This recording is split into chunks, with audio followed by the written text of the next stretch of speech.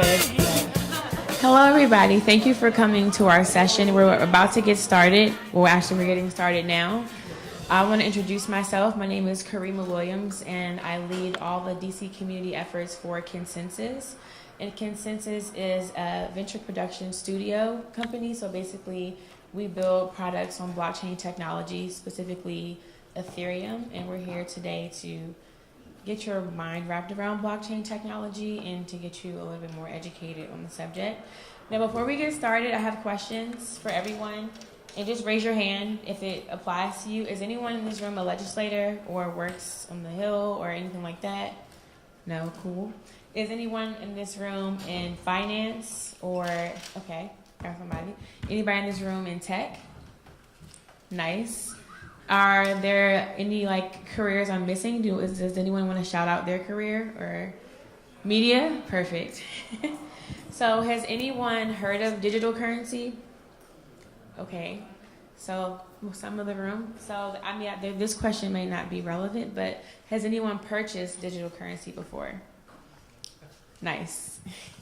So today we're going to talk about the future of technology and what blockchain is. But we're really going to start with the basis, and we're going to talk about money and what money is. Can anybody in the audience, does anyone want to say what they think money is? No. It's a hard question. You had your hand up? I heard the answer. Did you have your hand up? Do you want to answer? Yeah. Okay. Money is actually a system of bartering. A system of bartering. I like that. I like that a lot. I was going to say money is kind of the same thing as a medium of transaction. For things of value, so it doesn't always have to be actual dollars and cents. It can be other things.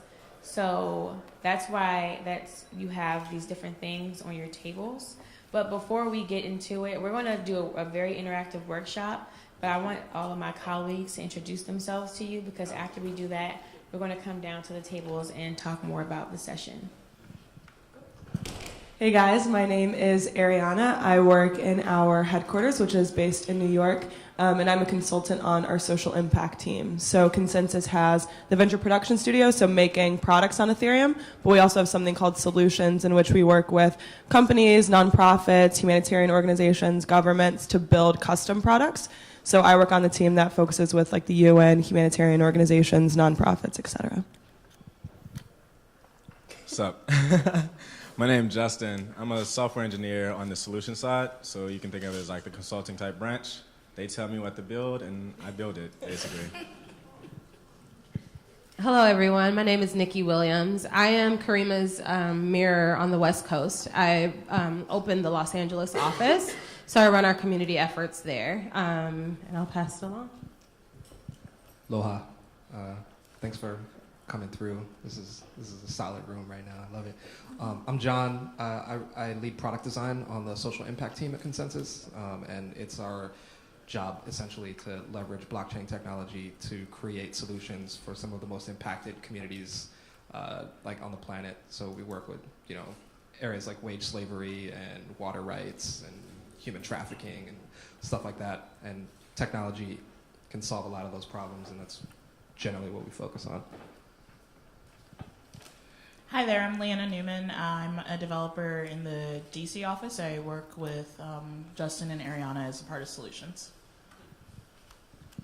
Hi, my name is Harisi St. Cyr, and I work in community engagement and partnerships in the LA office with Nikki.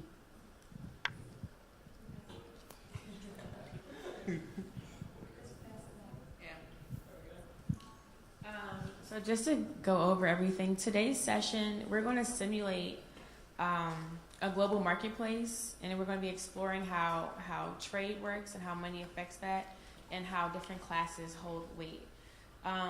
So what we've done so far is the way that you're sitting is that this table, these two tables are the upper class, these tables are the middle class, and these tables these tables here are the lower class. So we're going to basically simulate how marketplaces work, so we can understand the way money works in our society, and then we can understand the way cryptocurrencies can work in our society, and talk about some use cases on where blockchain does work for it. So each of us are going to come down and like sit at the table and interact with everybody. And each table has resources. Each table has needs. And we're going to ask you to break down the money that you have into, the things you have into exchangeable units. So the Play-Doh, the Legos, and the water into exchangeable units that are can represent tokens or dollars. And then we're going to begin trading. So we're going to ask the tables to trade with each other based off of what resources you need. And then we'll have another part of the session. But from now, we just want to get the whole global marketplace and simulation set in stone. So we're going to come down there now, come off of here, and we're excited to get started. So thank you for being here. Do you have a question? Yes, I do. Before you get started, there are some of us that are not as savvy with some of the technical terms. We're not even going to touch the technology for right now. This first exercise is to get you thinking about value. But you mentioned digital currency. I'd like to know what that is, and then you also mentioned blockchain. If you could explain Blockchain. what that is. So after we conduct the session at the table, all of us will come down to the table so we can answer questions. And we want to build a foundation for you before we start throwing terms and things that you may not understand yet. And so we'll be able to better answer those questions after we build a foundation. So like we're about to come down there right now and wait and help you. And we are the lower class, right? So You're the lower class. You're the lower.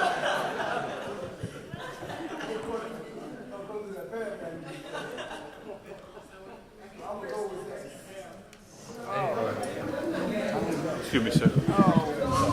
Are you ready? Are you sitting down? You don't have to sit down, but you wanna might take a want seat. to. You should probably sit You're gonna down. want to sit down for this. I said it was bad news. Oh yeah, we'll know exactly when. So about that marketplace.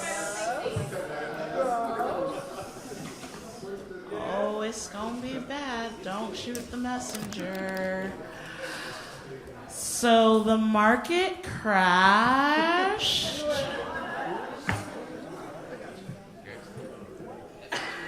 What market? The money market? It's not. We're not in the market. Oh, who's not in the market? We're not. We got our own thing. This is something to do with. Oh, you got your own thing going on, huh? Financial. Oh, how's that working out for you? It's working out? Working out. You got medicine for yourselves. You're not sharing with anybody else. Not in the general market. Okay. Real bad news. While everybody here has been trading their resources and their tokens and all this stuff, the banks that hold your resources have been placing bets against your successes and failures. And they lost their bet. And the collateral for those bets is leveraged against all of your resources. So due to circumstances outside of your control, the marketplace has shifted dramatically. The lower class loses 70% of its wealth.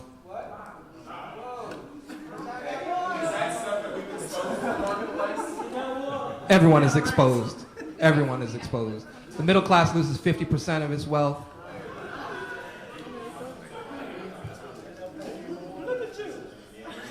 The upper class loses 40% of its wealth. It all goes to the 1%. Money markets in some way, not all of it.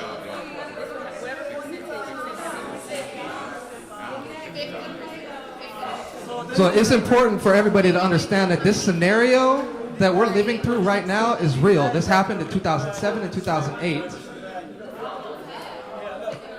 The subprime mortgage crisis that spiraled out of control and turned a stable economy into a global financial crisis. And at that time, in 2008, a lot of things came crashing down, and all of it boiled down to a lack of trust in the marketplace.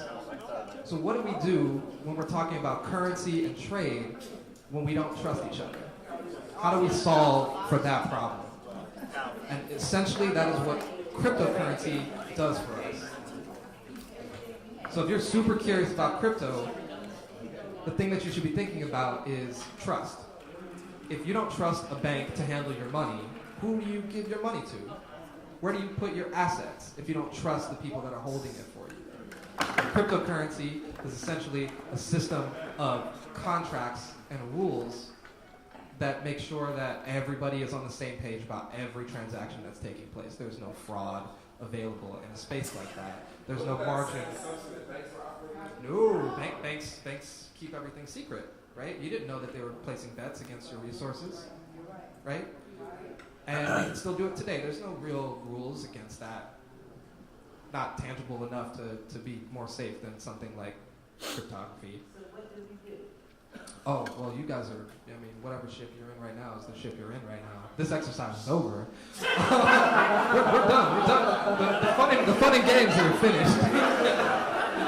Yeah. I'd like to make one comment because I'm in the finance space and know it a little bit. So I wanted to inform you. Can you speak into the mic?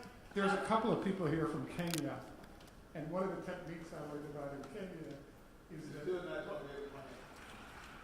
Is this better? Yeah, there you go. So one of the problems that's been happening is when you have hyperinflation, particularly in different countries in Africa, one of the techniques that people use is they have a currency in beer. So what they do is as soon as they get money, they buy beer.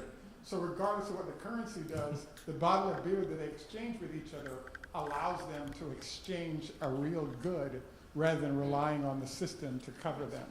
So I wanted to note when you guys were doing the trading between you were exchanging goods, and if you establish a general value for that, those goods can still be exchanged. The cryptocurrencies definitely add value to the process, and that's why several African countries are heavily into cryptocurrencies right now, because carrying beer bottles around is a little rough in those cards. It's a little easier to carry currencies, and several of the currencies are actually worth more there than they are here because of how important they are, given the inflation that's not inherent to it. So I agree with him that in terms of, in general, the crash that occurred that was just discussed. But, for example, in our case, we established that we have a one-bedroom condo in DC for a pink. And so if you need a one-bedroom condo, we'll be exchanging it for whatever you guys have or whatever you guys have, but you're going to have housing based on, in general, what a condo does, and you'll have a place to live. And we're trying to get some food and some labor to go with it, and then we're good to go after you get your housing because we have ours. So. Thank you.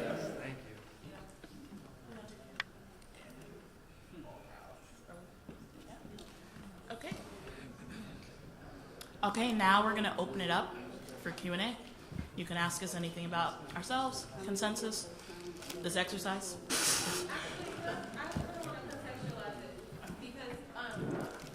I really want to hear from the upper class. We had some very emotional moments that took place over there.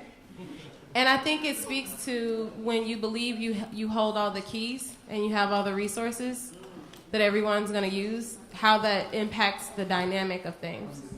And so in this world of crypto, it may shift that dynamic in a different way, which is why it's very important for us to be a part of this conversation specifically so that we're able to allocate those resources appropriately. So can I get a representative from the upper class to talk about what happened over there?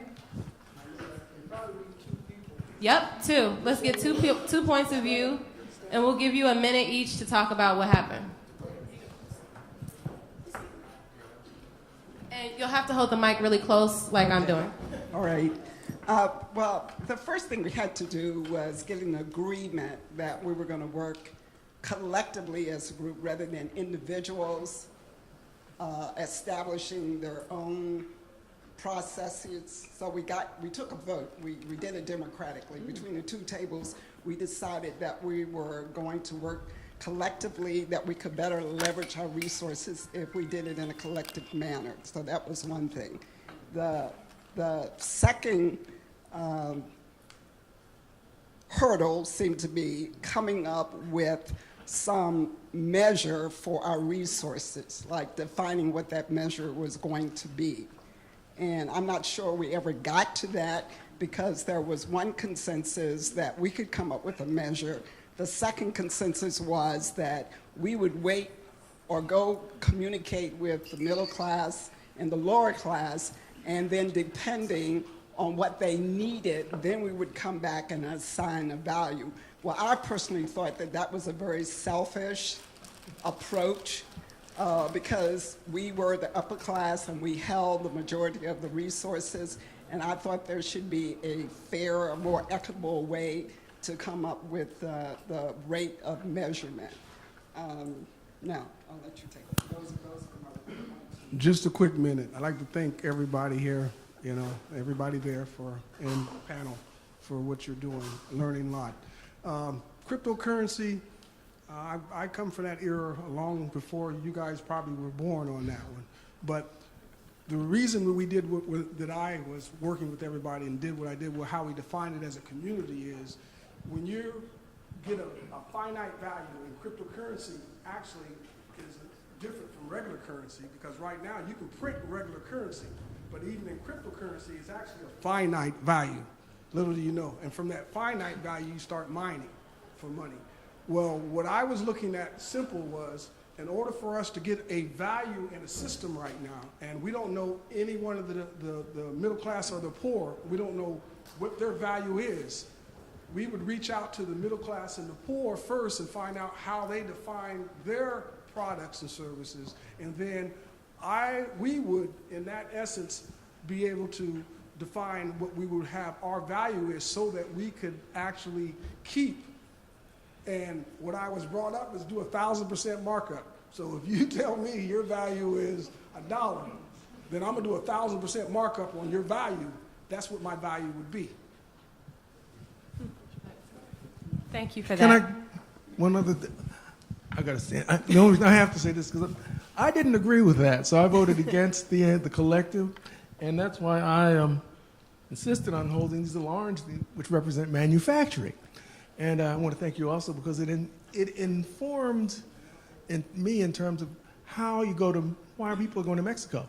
Okay, I took the manufacturing and I went down the tables, and the things that I need for manufacturing were mostly at the the middle class. They didn't really too much care, but the things I really needed were there. And the value that they set in order to exchange with me for one little manufacturing plant was so high, I thought, well, if there's another option, I'm going there. Because I can't deal with you guys. But on the other hand, if you deal with me, I will come back to this table and get everything on your list. Because everything they needed, we had here. And I said, I'm willing to come back and be the representative and bring those things to you and help you get housing, medical, all the things you need, and plus some. And I was prepared to even say, I'm going to lay out a path to the middle class for you because I need these things too. I mean, that's what I need to. I mean, I'm in manufacturing. I got, So are you saying that you had to give up on Mexico and go to China? No, I couldn't go to Mexico. That's not part of the game. But I would have. but in terms of meeting realistic expectations and what people are going to do, I said that's where I see how the negotiation comes out. Now, with blockchain, my thinking and the question to you is, it seems with the anonymity of blockchain, there is a path to come from the hood where I am up to the front without all of those racial impediments that have traditionally blocked that access. That's Really well put. Great. So I guess we'll open it up to everyone else. Really? Sorry.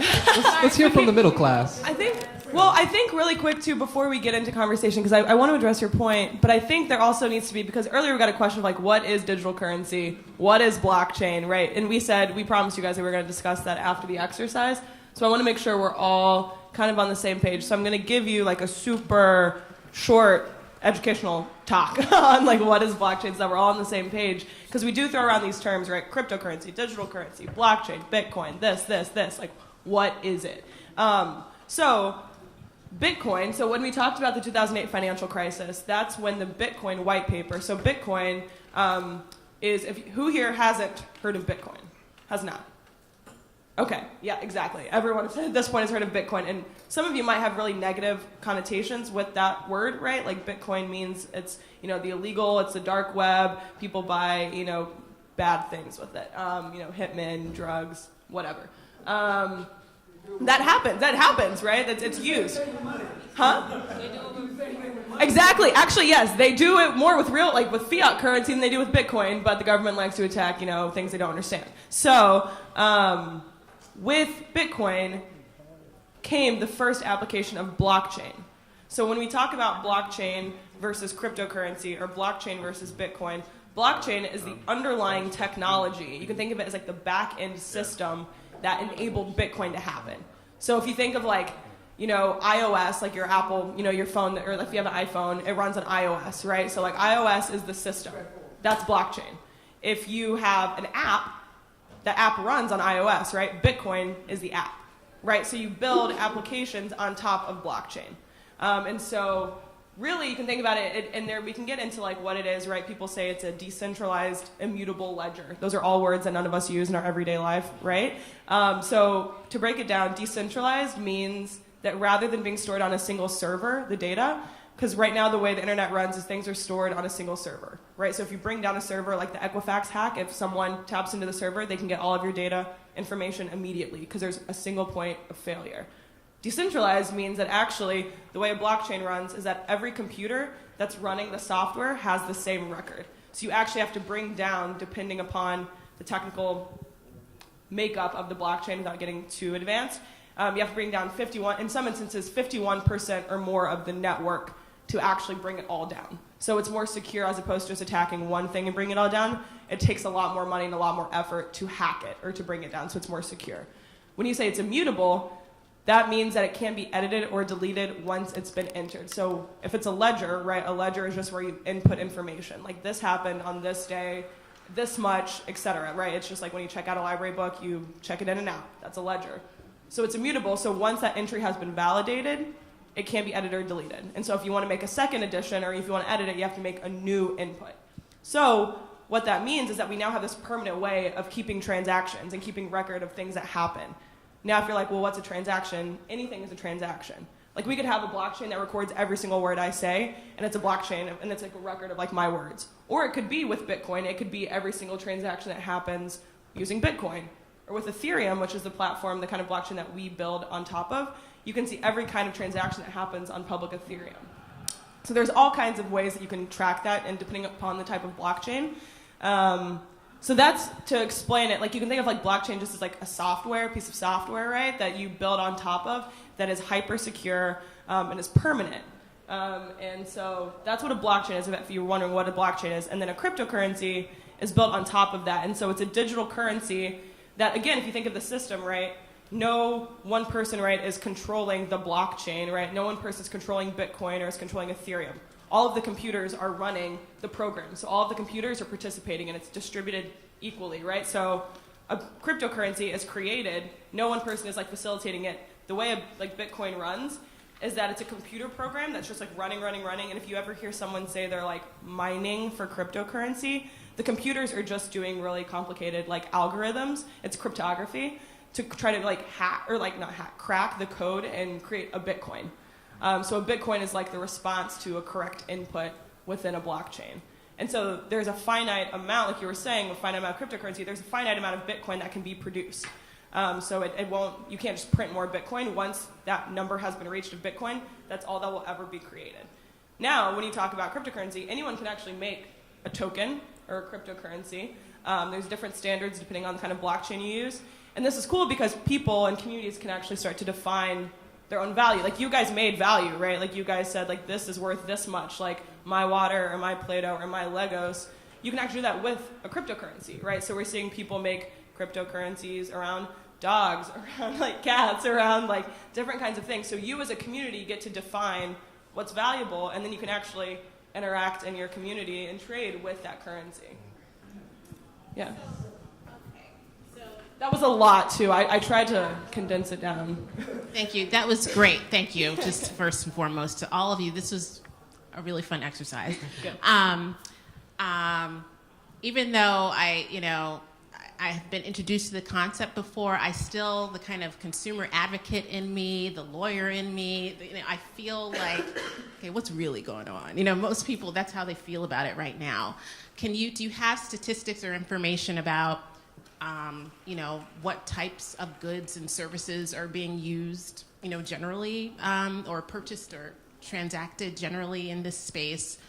And then secondly, there's a question about accountability and accessibility that is kind of hovering. And if something were to go wrong, like how does a consumer address or get redressed for any harm in that space? So, and I mean, anyone can chime in here. I talk a lot. But I think, so there's two lenses, right? So I think there's like the blockchain lens and then there's the cryptocurrency lens. So if you're talking about blockchain, which is like we work in blockchain, right? Like we are not actively building a cryptocurrency. We are building applications, like we're building software applications, programs that you would use on your phone. Our company is building a music kind of like licensing application. We're building like an accounting tool. Our social impact team, like right now we're building a way to track donations, to make sure that when people report sexual assault that it's immutable, like that form is digitized and it's permanent. So those are applications on blockchain. So when we talk about like consumer advocacy in terms of like building applications, I would hope that you would apply kind of like, and John is our product designer, so we can talk about design principles, but I would think that you would apply like the same design principles when you're any kind of software company. You're answering a different question. She's asking about Bitcoin. Yeah, I was gonna get there. I presented the two options. So when you get to the cryptocurrency piece, I'll jump straight to it, obviously. So when you get to the cryptocurrency piece, it's not regulated, right? It's not regulated. There are really no consumer protections at this point. So there are no redresses if you lose money in an exchange, right? So there's ways of holding your cryptocurrency offline, which is the safest way to actually hold it. You're not supposed to keep it in like a Wi-Fi accessible account because at this point, the account that you're holding it in can be hacked, right? So they can take your money out of that account, which has happened. You can look it up. If you guys have heard about cryptocurrency, you probably have heard about people losing lots of money. And there's no way. Yeah, exactly. She literally keeps this, like, this holds money. Like it is a physical thing. But it's a tool to hold money that's not connected to the internet. And it's really backwards, right? Because you're like, wait, it's a digital currency, so why are you holding it in physical thing? I still don't get that. I still think it's really crazy. Like there are people who like put these in vaults in banks, right? And you're like, wait, what? But right now, that's like the best way to keep it secure. If I could chime in super fast. Yeah. You asked what are people purchasing, and the answer to that is anything that is for sale, right? That's how all economies work. But like just to give you like some general context on like how normal this is. In 2009, like I'm from Hawaii, right? Like not a super technical place. In 2009, one of my favorite pizza shops started accepting Bitcoin. Right? Like that is something that anybody can do. It's just a matter of like how aware are you that it's available to you.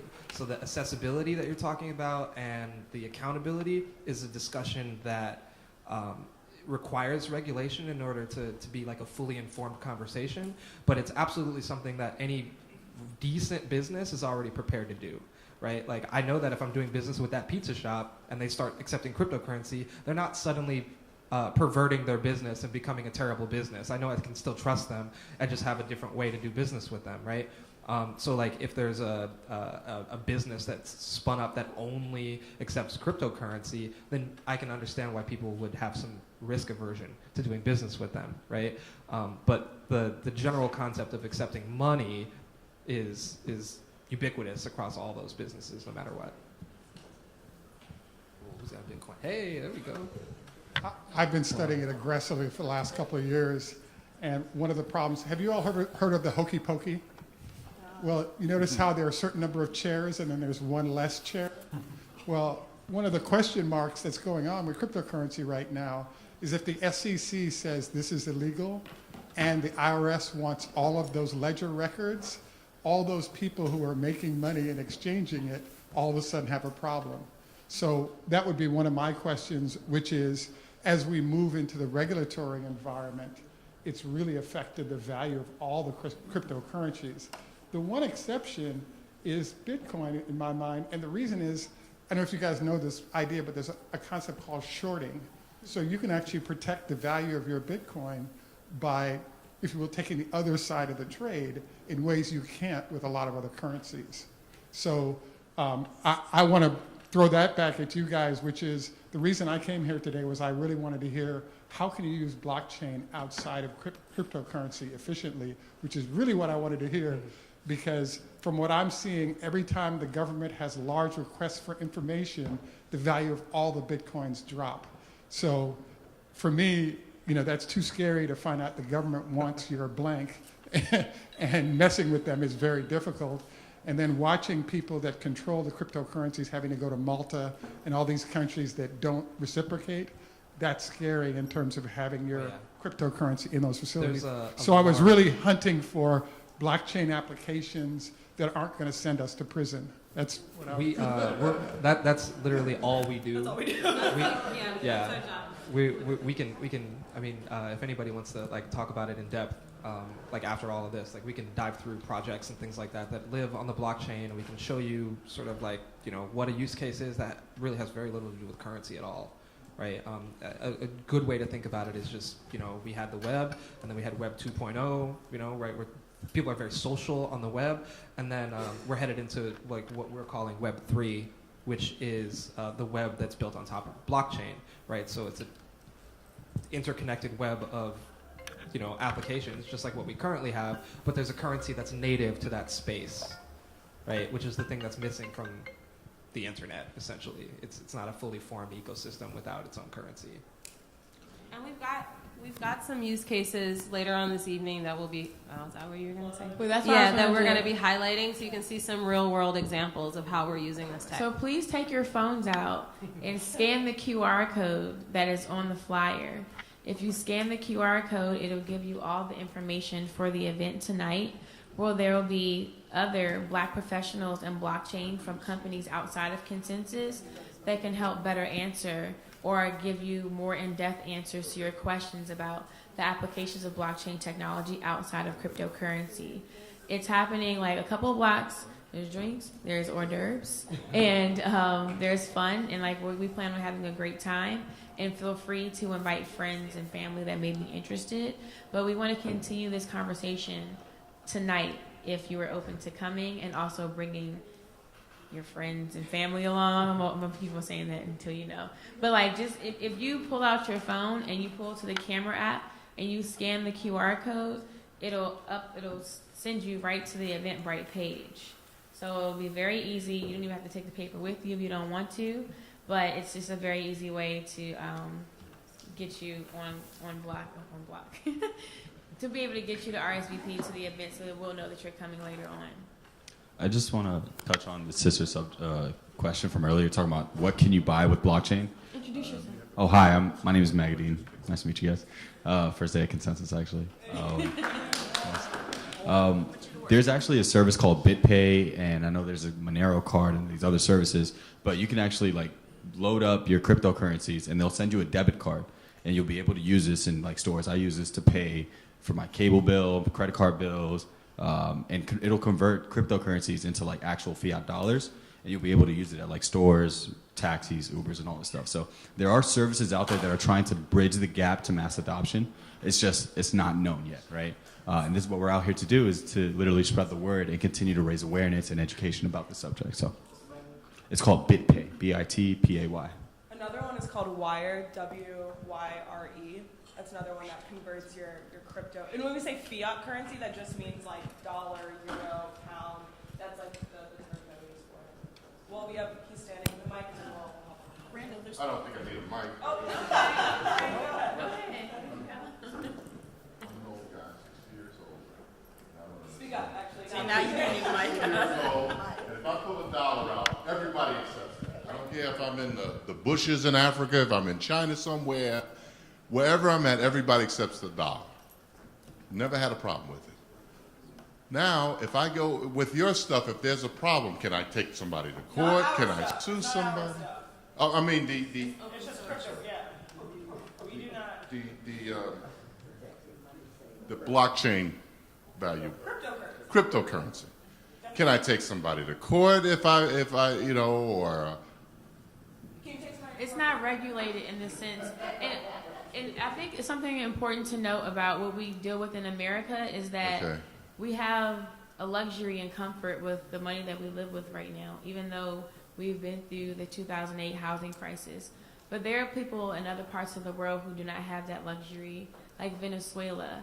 Their currency is continuously, like hyperinflation is crazy. I was learning from someone else, they went to dinner and the value of like their money devalued as they were at dinner and they couldn't pay the people. So Venezuela uses Bitcoin as a remedy to their issues right now. So like those countries and those people who really need it and who are really suffering find the value more than we do. We have a different situation right now for mass adoption. We have to rethink how we think about banks and how we understand banks to even get regular Americans to adopt it and to find the value in it and to really understand what I'm really still learning what the dollar means, where it came from, why it's here, who set the value. That's like what my journey is in this. And I think I didn't question that until I started investigating Bitcoin and cryptocurrency.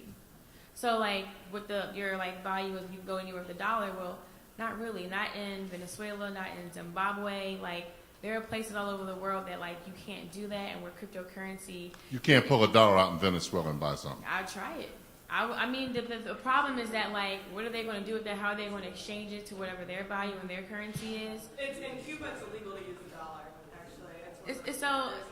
Yeah, it's just like if you think of it, like right now, these countries are using it as a remedy. I'm not saying that it's going to solve the problem because it's a people problem at the end of the day, but it's a remedy, and they're using Bitcoin to cope with what's happening with their society. So that's the best answer. Thank you. And it's because with cryptocurrency, the way, and so like when you talk about cryptocurrency, with Bitcoin, it's not held anywhere. There's not a central bank.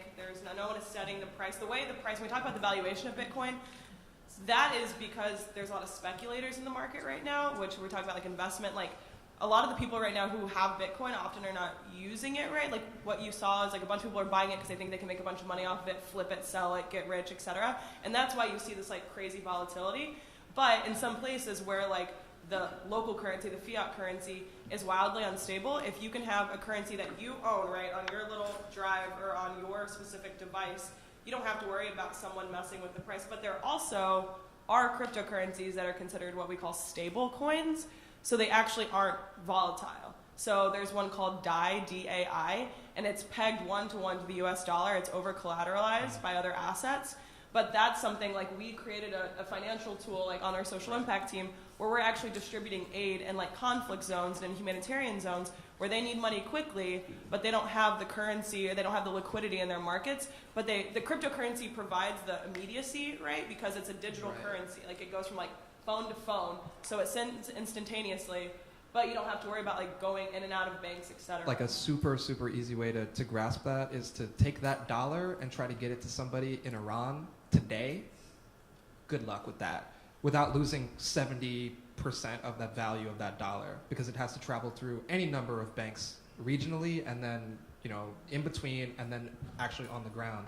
And, shortening the amount of touch points between that to the point where like you can send a dollar to somebody in a conflict zone today is a miraculous feat, considering that our banks have failed us in that endeavor.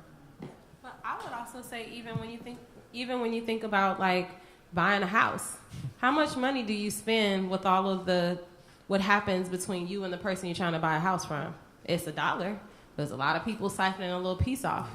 If I could buy a house from you and I don't know you, but you know how much money you can verify how much money I have, well then you got all your dollars that you were sending.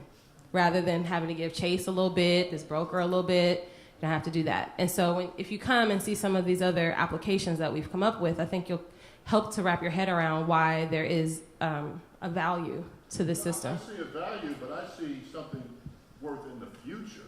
Yeah. If it works out. That's why we're here. Right, this is called the future of technology. The future of technology. Right. If I could just like really briefly like paint the landscape so that we all understand. Technology, like you have your Intel, you have your Cisco, you've got Microsoft and Apple and Google and Facebook and Amazon, these big, gigantic organizations, right? They're huge and they're legacy and they've been around for a long time. That's the current landscape of technology today, right? This technology that we're talking about in the room is in its infancy today, right? And because we live in a first world nation, we have all sorts of like things available to us that we commonly take for granted. We may be too close to the painting to see what the future looks like because we live in what many people on this planet consider to be the future, right? So if you think about all of those large organizations and what they've done for people that need help, there's a lot of colonialism attached to tech, right? I think it's very safe to say that